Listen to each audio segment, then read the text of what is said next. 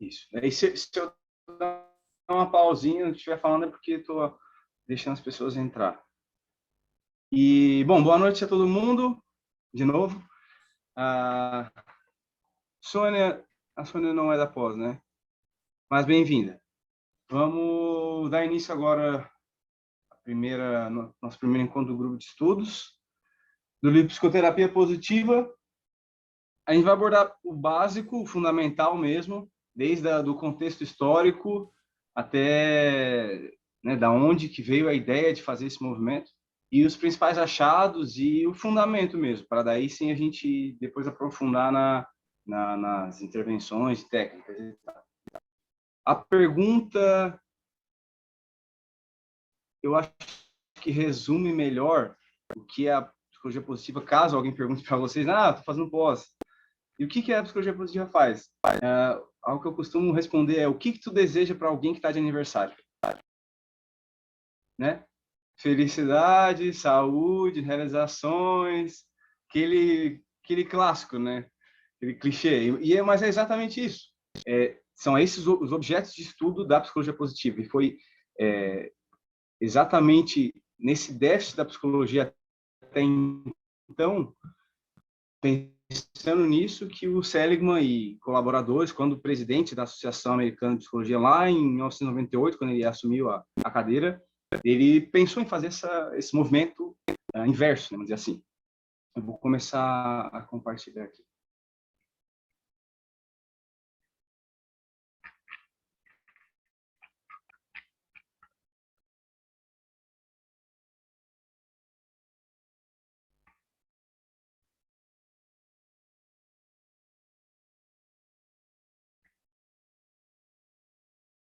Estão vendo?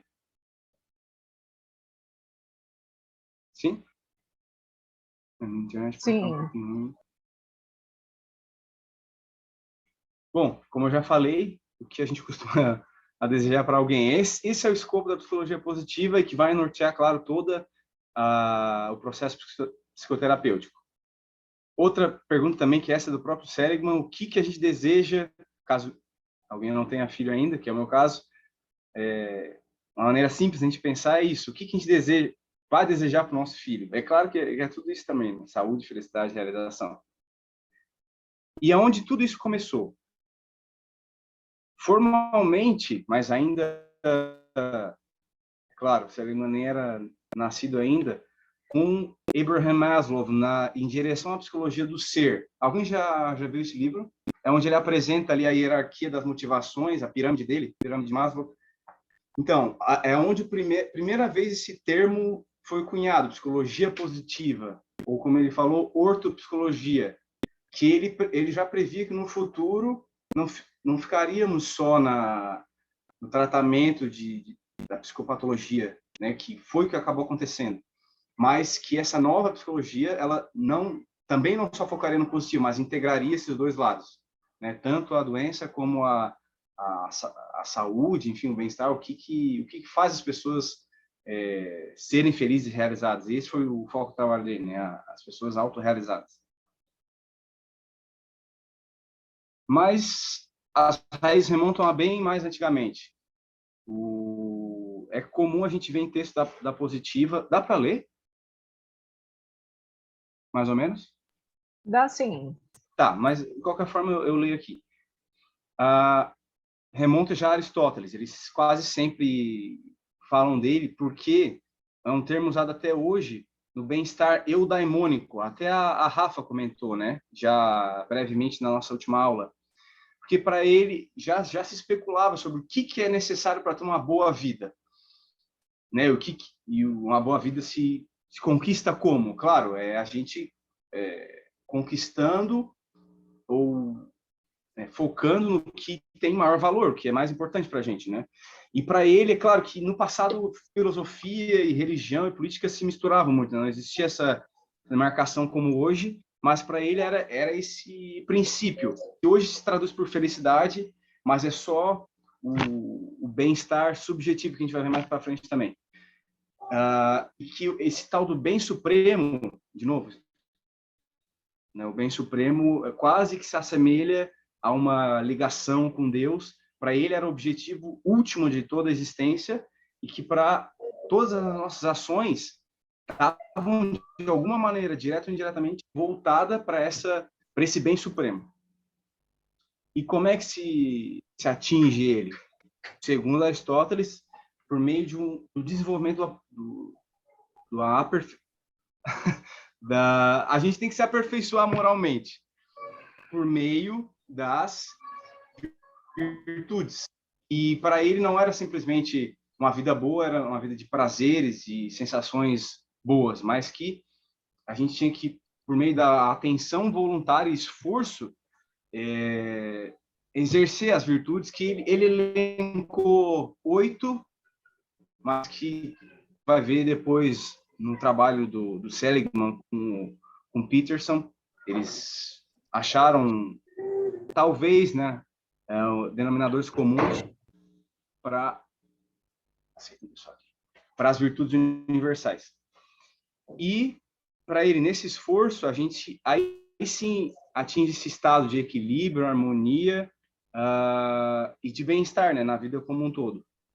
E necessariamente para se atingir as virtudes, ele dizia que a gente tinha que ter caráter, e o caráter se define por uma personalidade moralmente valorizada. Até hoje é assim, mas a gente vai ver para frente o que são as forças, a gente já viu mais ou menos, né, na aula com a Rafa.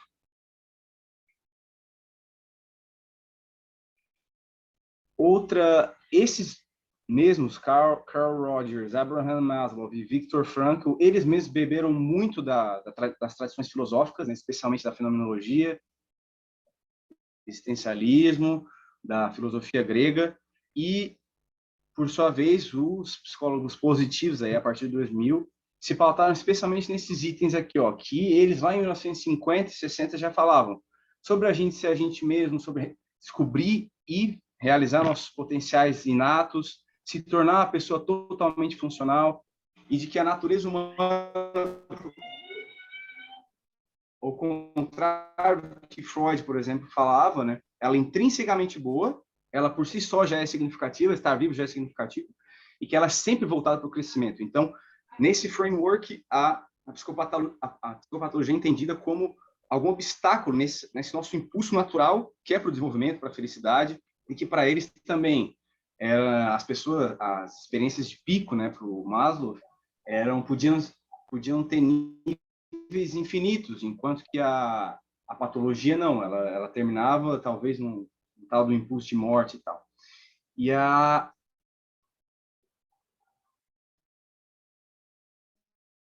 E também o foco na saúde mental. Então, outros nomes importantes, mas esses são os...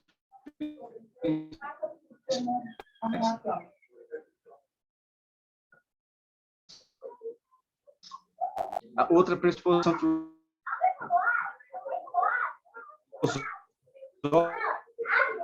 também é que, diferentemente de outras abordagens, a positiva pressupõe que a gente tem... E essa liberdade põe a responsabilidade quanto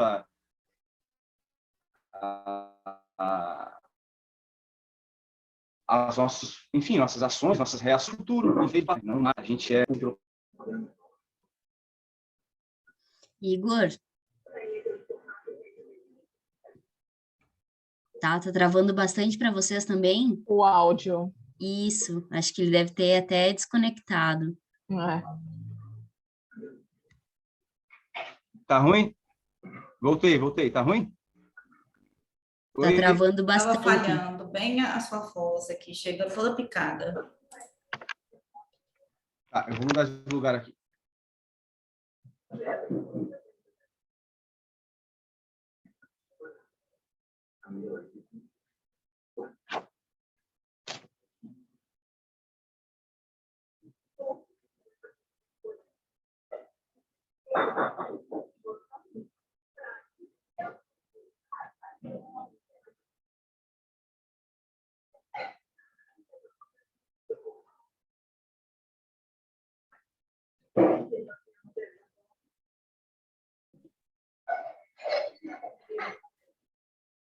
Melhor agora?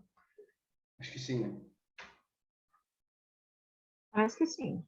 Tá, vamos lá. Onde é que começou a travar tudo? Eu consegui acompanhar até o existencial, humanista, Carl Rogers, tal. Aí o próximo já não entendi nada.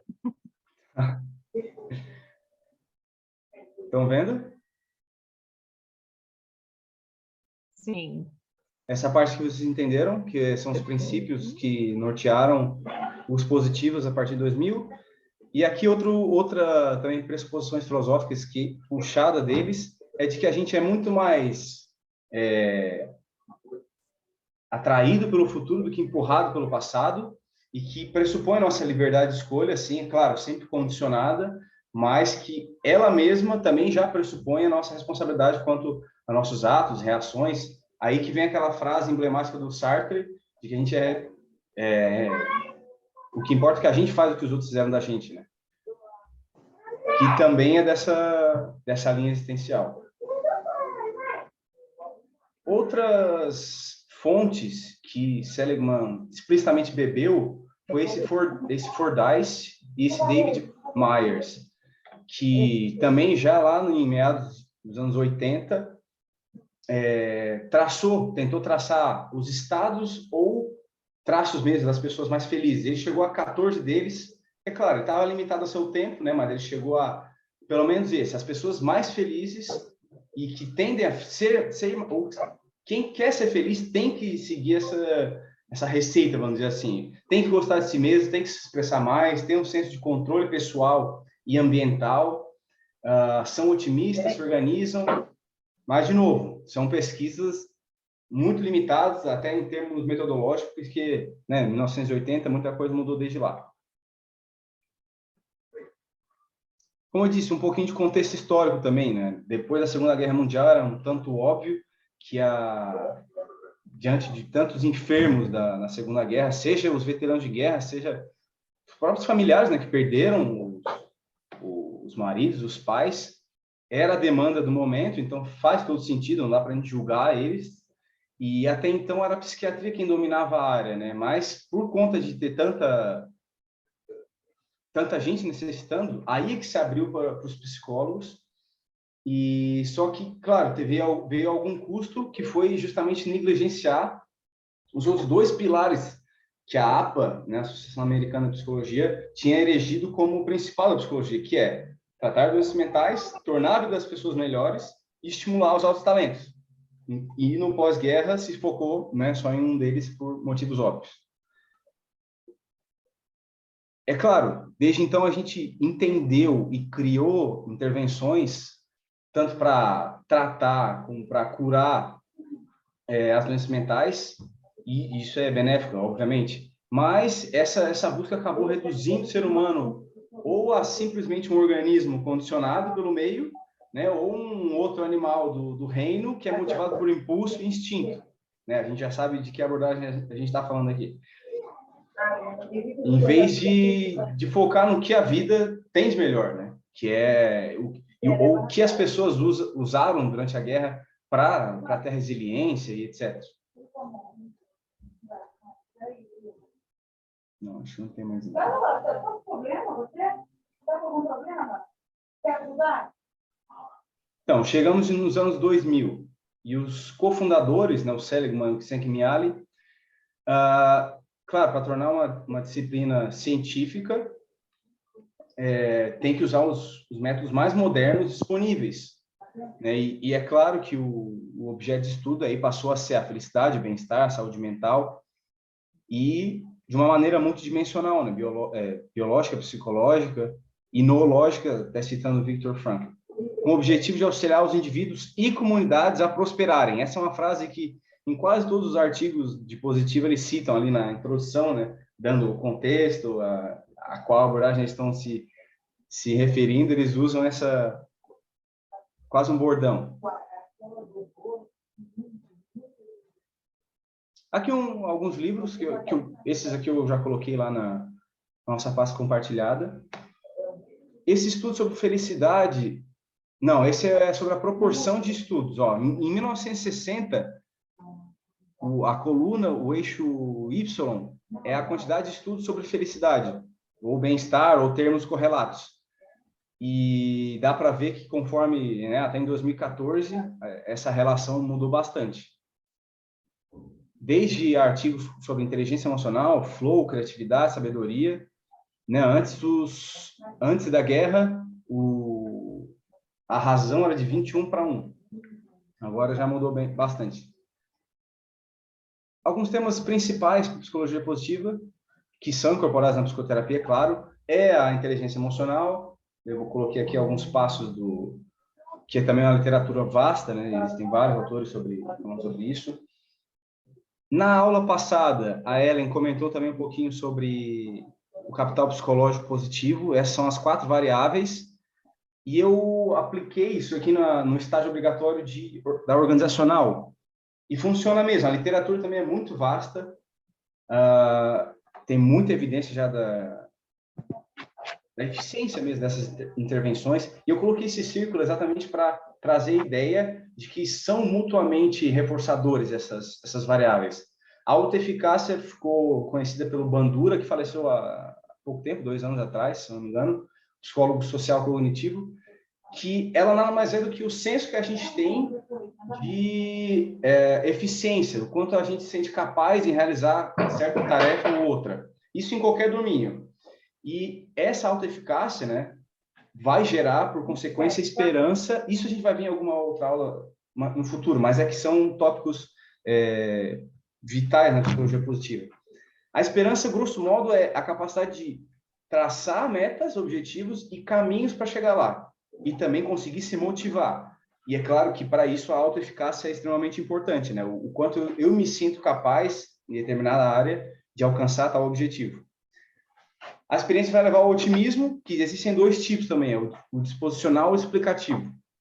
O disposicional é basicamente esperança, é o quanto a gente tem uma expectativa positiva do futuro. Enquanto o explicativo, isso também é um trabalho do Seligman, que é especialmente na depressão. Pessoas deprimidas, elas tendem a ter esse modelo explicativo inverso, ou seja, elas atribuem, é um modelo atribucional, a eventos negativos, elas atribuem a causas pessoais, difusas e duradouras. Ou seja, foram elas que causaram esse evento ruim, que dificilmente vai alterar ao longo do tempo e que é pervasivo, ela se generaliza por toda a vida dela. E é claro que o otimismo é o contrário, né? A pessoa que atribui as causas de eventos positivos a ela, a traços dela, a esforço dela, e que isso pode ser gerado de novo ao longo do tempo e em outras áreas da vida. E, claro, essas 3 variáveis vão levar também um tema muito recente e relevante, a resiliência, né? Que é um termo emprestado da engenharia de materiais, que é a capacidade de um material ceder à pressão e conseguir voltar ao estado dele natural, sem maiores prejuízos. E é claro que essa analogia com o ser humano é um pouco injusta, porque quando a gente retorna ao nosso estado original, a homeostase, vamos dizer assim, psicológica, emocional, a gente tende a voltar mais forte, né? E não a voltar ao estado neutro. Então, mas é basicamente isso, né? A resiliência. E esse estudo é conhecido como capital psicológico positivo, aplicado especialmente nas organizações e também no meio militar.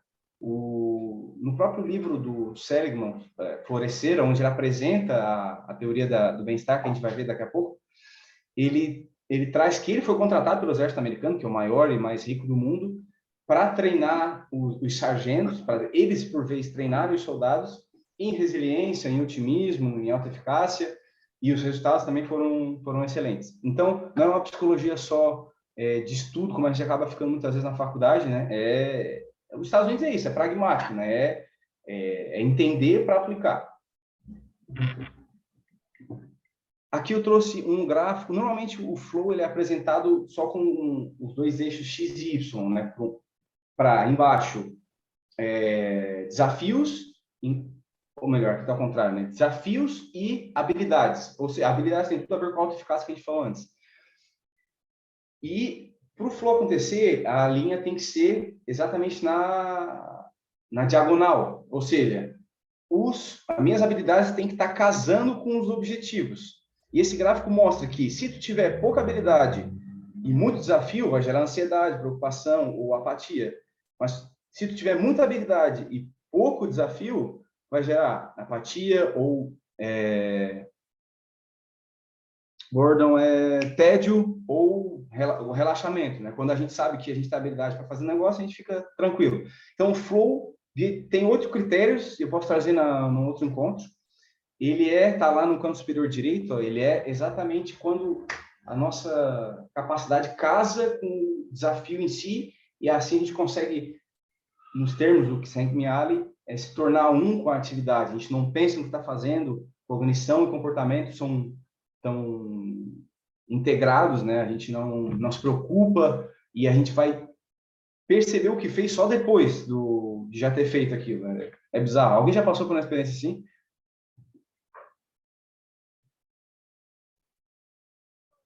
Me lembrou dentro do psicodrama campo tenso, campo relaxado. Basicamente, quando você consegue entrar em campo relaxado, você consegue colocar a tua criatividade, a tua espontaneidade. É mais ou menos isso? Seria isso. É exatamente isso. Tu tá extremamente espontâneo e vivendo o presente. Não, a atividade é intrinsecamente recompensadora. Tu faz ela pelo simples fato de fazer e, de novo, tu tem o teu funcionamento é ótimo ali. Tu não encontra resistências e nem tu não se esforça em fazer aquilo. Tu simplesmente faz.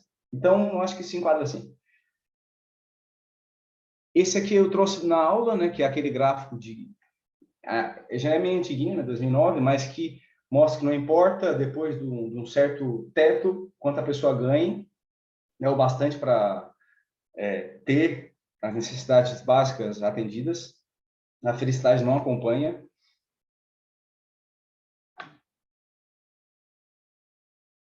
E o Chris Patterson é o cara que basicamente fez sozinho ali o manual e catálogo das forças e virtudes, lá em 2004. E ele era braço direito do Seligman.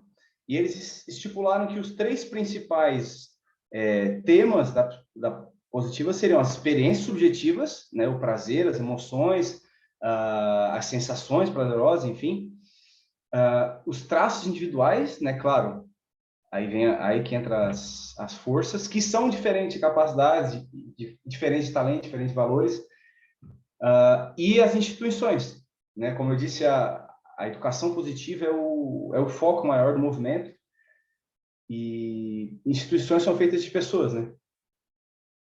É isso que eu trago aqui nesse outro slide.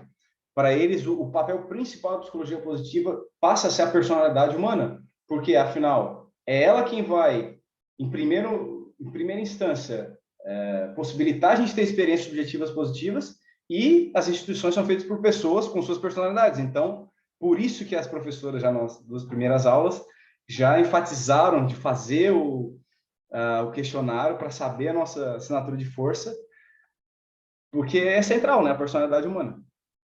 Aqui está uma foto dos bonitões, dos 2 fundadores e dos Peterson, que é do Manual das Forças.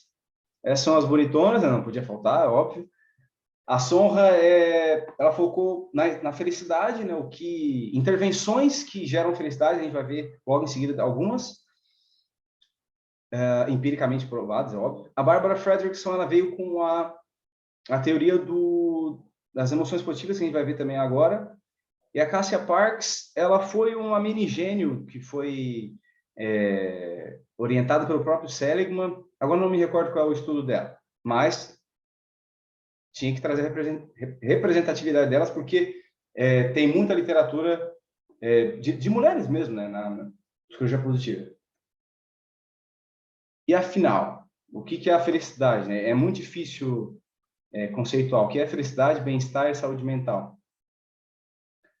A felicidade, o próprio Dinner, que a Rafa disse que era o pesquisador preferido dela, que passou a vida estudando sobre satisfação com a vida, ele disse que a felicidade é necessária, mas não é suficiente para uma boa vida. Isso a gente vai ver mais para frente também. Então, não deve ser o único critério considerado. Só que esse termo felicidade é muito vago, né? Não dá de operacionalizar ele para fazer experimentos para medir a felicidade. Mas todo mundo sabe, tem uma memória afetiva e cognitiva do que é estar feliz, né? É um sentimento agradável, global, desejável sempre, uma combinação de contentamento, vitalidade, plenitude e harmonia. Basicamente, né, via de regra. Universalmente, as pessoas sabem reconhecer quando estão felizes e reconhecem outras pessoas quando estão felizes, né? Isso é um dos critérios também aí na ciência mais afetiva, a nível neurológico, de estudar expressões faciais, né, emoções universais. Saúde mental, isso também a gente vê na faculdade, sempre, né, é um estado de bem-estar biopsicossocial e espiritual agora. E também tem outros critérios, eu botei alguns aqui, tem que ter uma via de regra para ter uma saúde, personalidade integrada, né, porque também quase via de regra, psicopatologia pressupõe partes nossa que a gente nega ou então projeta no outro. Tem uma percepção de realidade mais ou menos precisa, né, real. Se adapta bem às situações, isso também é muito de psicologia desenvolvimentista. Lida com as demandas e é produtivo e contribui socialmente, né? Isso também é quase que auto-evidente para a gente da área, mas cabe, o óbvio tem que ser dito também, né? E aí que entra os dois tipos de bem-estar. A gente falou de felicidade, saúde e bem-estar, que são dois. A gente vai ver também mais na aula, eu acho. O primeiro é o bem-estar subjetivo, que é a perspectiva hedônica.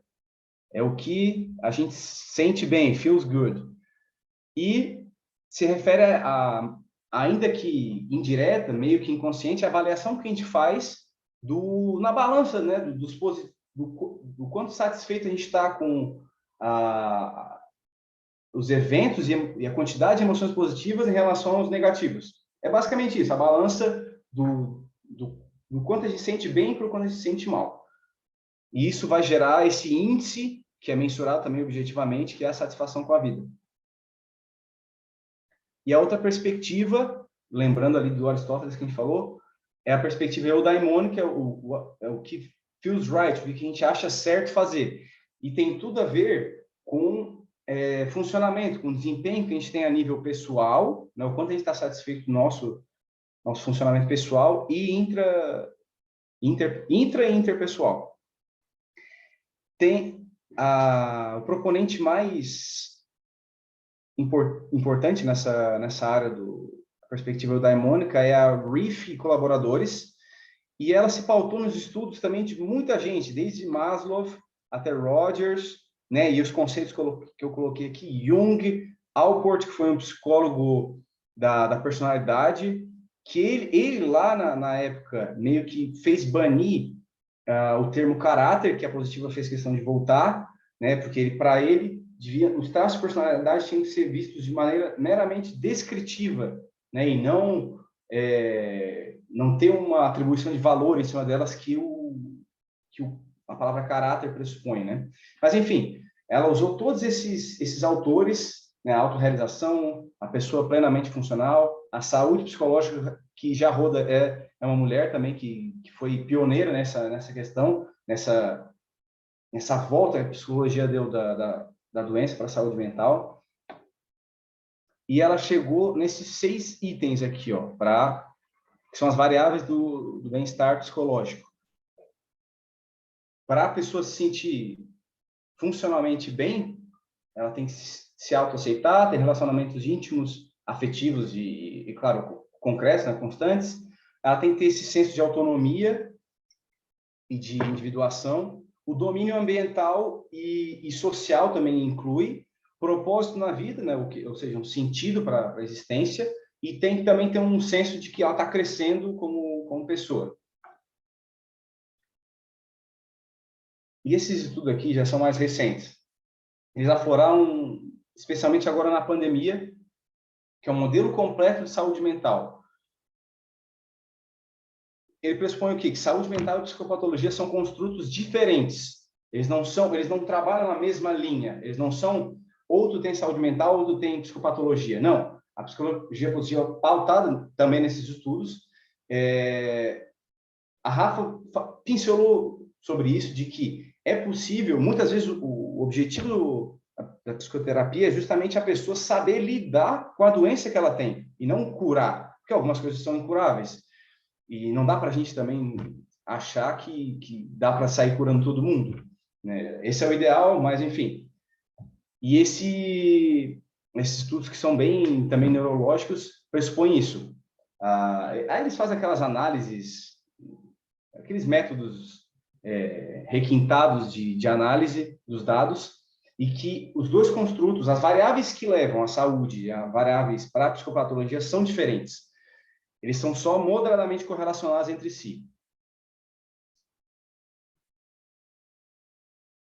E aqui eu trouxe daí um gráfico para representar isso, que até saiu uma notícia no New York Times de um psicólogo reportando esse languishing. Languishing ele traduziu para definhando mesmo, como botei ali. Ou seja, a maioria das pessoas durante a pandemia estavam definhando. Ou seja, elas não tinham uma saúde... não tinha uma doença mental, mas também estavam com pouca saúde mental. Então, elas estavam naquele estado de neutro, quase zumbi, assim, né? Esse grosso modo, claro, né? E logo acima está o flourish, que é a pessoa que tem saúde mental e não tem doença mental. E flourish, né, é o próprio nome do livro do Seligman. E os nomes, a gente não precisa se apegar aos nomes, mas esse é o modelo mais recente que a gente tem em saúde mental, né? A presença de um não pressupõe a ausência do outro, simplificando.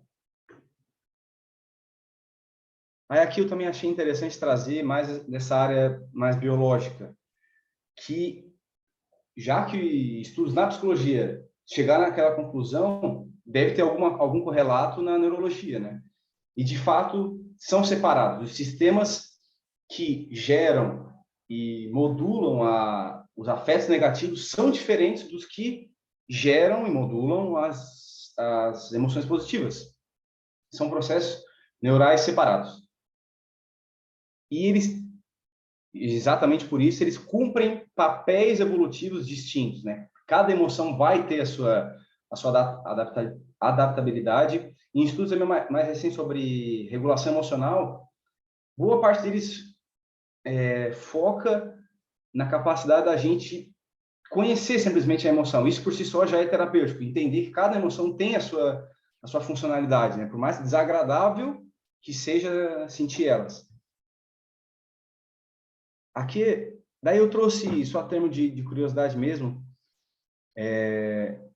esse livro é de neurociência afetiva, né? Grande parte do que a gente estuda na faculdade é sobre cognição, né? A parte mais função executiva, mais modernas, em termos evolutivos da humanidade.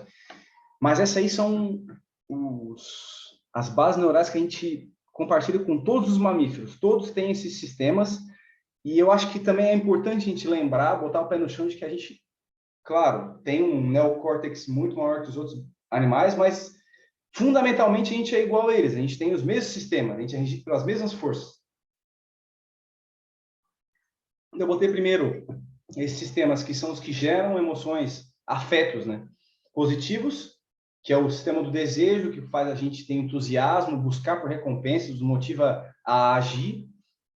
O sistema maternal e também do vínculo social. Aí nisso tem vários neurotransmissores, hormônios que são liberados, mas de regra isso tem todo um sistema que é muito mais ativado na infância, é claro, da brincadeira, né? A gente facilmente observa isso no nosso gato, no nosso cachorro, eles têm a natureza de brincar, né? Ainda que sozinhos. Isso está entranhar a nossa biologia, que é o também que ajuda a criança no brincar. É ali que ela vai aprender o jogo social, né? É ali que ela vai entender como é que funciona as relações, e é para isso também que serve o brincar, porque evolutivamente brincar só gasta energia, mas não, tem a sua função de aprendizado. O sistema sexual, né, de atração pelo outro sexo, e dá para notar, ó, aqui são 4 sistemas, né? E dos negativos são 3. o de medo e ansiedade, que tem a função de nos proteger contra perigos, é claro. O sistema de angústia, que é gerado pelo mesmo sistema de quando um filhote se separar da mãe, ambos ficam tristes, porque é essa angústia de separação. Por isso também que é um efeito e causa da depressão, o isolamento social, né? Quando a gente se separa do nosso ciclo, naturalmente a gente já se sente triste por não ter o contato social. E o sistema de raiva, que é quando o sistema de luta, de fuga e de medo não funciona, a gente tem que partir para a briga.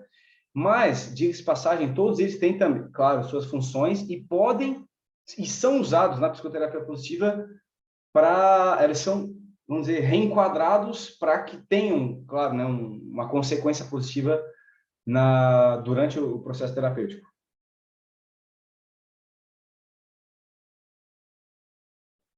Apesar de menos numerosos, como a gente viu, são menos até sistemas, ou seja, a gente tem mais emoções positivas ao longo do dia, mas as negativas são mais intensas, né? Por isso a gente presta mais atenção quando está sobre o estado negativo. E elas são mais correlacionadas entre si. Ou seja, quando a gente está nos sentindo emocionalmente mal por um motivo, a gente tende a sentir mal por outro também, né? Uma coisa vai puxando a outra. Isso também é muito fácil a gente lembrar alguma ocasião que aconteceu com a gente. E elas têm relação direta para a sobrevivência, né? Todas elas, uma emoção é um programa, né? Um pacote de comportamental, né? Vai gerar toda uma fisiologia diferente para te preparar para alguma ação específica. E quando a gente está em algum desses estados, para agir de uma maneira determinada, né? Enquanto que as positivas não. A gente vai ver agora, elas têm um efeito inverso, elas expandem nosso repertório cognitivo e comportamental. Só deixa eu ver que tem alguém no chat. Fui eu. Alguém levantou a mão? Fui eu. Oi. Não, é que eu lembrei, eu esqueci o nome da neurocientista que fala isso, mas ela dá um exemplo, né? Que assim, na nossa linha evolutiva, a gente tem que lembrar que os que eram, vamos dizer assim, mais para frente, vamos dizer assim, né? Aqueles que eram mais curiosos, etc., se expunham mais a risco, né? E por conta disso, então, na linha evolutiva, os que são mais, entre aspas, mais pé no chão, etc., foram os que conseguiram ir sobrevivendo. Então, quando você fala de relação direta à sobrevivência, me lembrou essa fala. Depois eu vou buscar quem foi a neurocientista que falou, agora eu esqueci o nome. Mas eu achei interessante isso porque acho que se a gente for contar a nossa linha evolutiva, a gente tem muito ainda desse primordial, desse primário, disso que está lá atrás, né? Uhum. E é por isso também... Bom, já pulando para as conclusões, é por isso, especialmente, que a gente precisa de uma psicologia positiva como complemento às outras psicoterapias, porque a gente já tem essa tendência inata é muito mais forte, né, as emoções negativas, porque a gente, primeiro, para ter uma boa vida, achar um parceiro, né, pensando a gente como animal só, ir atrás de comida, ir atrás de parceiro, a gente primeiro precisa estar vivo, né? Então, essas emoções têm que ser mais fortes e gerar uma ação imediata e concreta e específica. Enquanto que quando a gente está se sentindo bem, a gente está também um pouco mais vulnerável, mas a gente vai ver que não é bem assim. A conclusão é basicamente essa: a gente precisa de uma psicologia positiva porque ninguém quer se está sofrendo psicologicamente, né? Isso é frase do Seligman, sair do -2 para o 0. Não, a gente quer sair do -2 para o +3, né? E enquanto que as técnicas e até os sistemas cerebrais de emoções negativas são diferentes das positivas, então faz todo sentido que a gente essa complementação, né, da psicologia positiva para a psicologia tradicional. Em nenhum momento eles falam em substituição de tudo que foi escrito. Não, é exatamente uma complementação que Maslow já falava nos anos 60. Lá. Aqui eu só ratifiquei a importância das emoções negativas, que cada uma tem, até para a gente ir para o autoconhecimento e para o crescimento pessoal.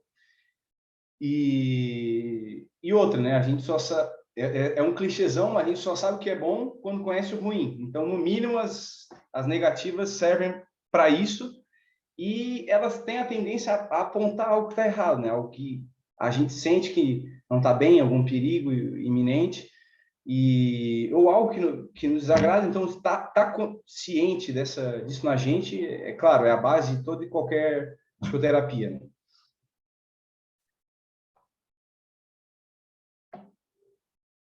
Aí aqui eu trouxe um resuminho da Fredrickson, que foi uma das que eu botei foto ali. Na teoria dela da expansão e crescimento das emoções positivas. Nos estudos dela, ela viu que elas expandem a nossa capacidade e flexibilidade cognitiva. Isso também é muito fácil a gente identificar no nosso dia a dia. Quando a gente está sentindo bem, a gente consegue criar mais associações, né, neurológicas, com coisas que talvez quando a gente estivesse naquele estado de tensão e apreensão, a gente só tivesse focado naquilo. Não, via de regra é isso que acontece, né? Quando a gente está ansioso, a gente foca na resolução de um problema sem ver o panorama geral, e portanto a gente perde muita possibilidade de criar, né, e vir com mais flexibilidade. Obviamente, a gente vai estar mais motivado se tá, especialmente quando a emoção positiva é a expectativa, né, o interesse sobre as coisas. Melhor aprendizagem, aí isso também eu trouxe no meu TCC lá sobre a aprendizagem, que intervenções na sala de aula são extremamente eficazes, inclusive para melhora da nota acadêmica, estritamente ali, né, de geografia, matemática e tal. E a gente tende a atribuir, a ressignificar as situações de uma maneira mais adaptativa e mais benéfica para a gente mesmo. E também no setting terapêutico, também, via de regra, o que todas fazem é apresentar um ambiente acolhedor, validante, e que ele por si só, mesmo que a pessoa fale de emoções negativas e evoque elas, é uma oportunidade nesse ambiente de ressignificar elas com, pelo menos, esse outro ambiente mais seguro, mais agradável, né? Então, para ela, enquanto sentindo emoções positivas, a gente desenvolve melhores estratégias, aumenta o nosso repertório intelectual, emocional, comportamental, e esse termo é muito recorrente na positiva, são as espirais ascendentes. Ou seja, também é fácil a gente ver que uma pessoa que está num estado depressivo está numa espiral descendente, né? Porque se ela já está ali sentindo mal, ela vai tentar fazer alguma coisa, já não consegue, é mais um reforço negativo de que ela é incapaz e que não tem valor próprio, etc. E aqui eu trouxe daí graficamente, para ficar mais fácil, para ela, quando a gente sente emoções positivas, a gente expande nosso repertório cognitivo comportamental, expandindo, abre possibilidades para desenvolver mais, para crescer, né, nesses quesitos, e assim se transformar, ajudar no crescimento pessoal e ter cada vez mais emoções positivas, né? É um feedback, é um looping positivo para cima, uma coisa, um otimismo, vai levando ao outro, vai te deixando mais eficaz e assim por diante, né? E o contrário também é verdade no caso das pessoas, especialmente com transtorno depressivo. Então, nesse modelo dinâmico, ele traz que, apesar da independência dos sistemas de emoção positiva e negativo, quando a pessoa está em psicopatologia, elas tendem a ser interdependentes, esses sistemas. Um vai meio que mesclar com o outro, né? Não vai em psicopatologias pesadas, né? Esqueci de colocar ali. Esses dois sistemas meio que se fundem. Eu botei esse aviso. Considerando que o bem-estar é um fim em si mesmo, né? Todo mundo quer se sentir bem em qualquer área da vida. Que a natureza, considerando a natureza das emoções do bem-estar, né, que são distintas das negativas e, portanto, a gente precisa de outras estratégias para chegar nelas. E considerando que mesmo após sucesso no tratamento das psicopatologias, baixos níveis de bem-estar normalmente persistem. Ou seja, isso é um fator precipitador, né, de recaídas no tratamento, porque se a pessoa, de novo, a pessoa não quer só eliminar aquele problema, ela quer também se sentir bem. E se ela não tem essas estratégias para se sentir bem, ela vai ter toda uma probabilidade de recair, né? O bem-estar, além de aumentar a qualidade de vida, melhora drasticamente a recuperação. Tá? Pessoal, eu botei ali só a citação, tá? A referência eu não botei no final, mas isso não foram vozes da minha cabeça, tá? Melhora drasticamente a recuperação em psicoterapia, a recorrência da pessoa nas sessões, e também é preventivo quanto a transtornos mentais. Por fim, eu concluo que pela necessidade da psicologia positiva como complementação à atuação tradicional em psicoterapia. Acho que deu para dar um panorama geral, né? Eu acho que ficou claro o que é a proposta, né, inicial da positiva. Alguém tem alguma contribuição, alguma dúvida? Só uma coisa, que no primeiro capítulo,